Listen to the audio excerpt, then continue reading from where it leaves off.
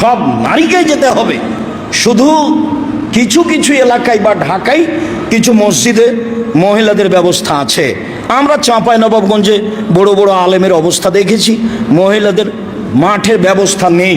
মহিলাদের ইমামতিতে তারা মসজিদে ঈদের সালাত আদায় করে নেয়। মহিলাদের ইমামতিতে ঈদের সালাত হবে না, মহিলাদের ইমামতিতে জুমার সালাত হবে না, মহিলাদের ইমামতিতে ঈদের সালাত হবে না, মহিলাদের ইমামতিতে জুমার সালাত হবে না।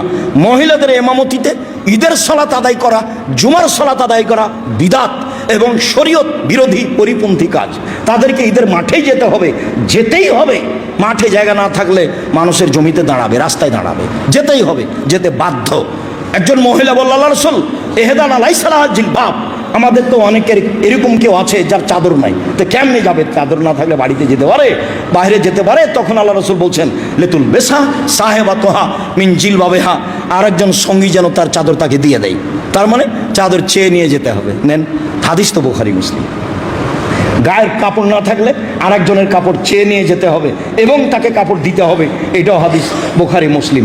মহিলাদেরকে ঈদের মাঠে যেতেই হবে।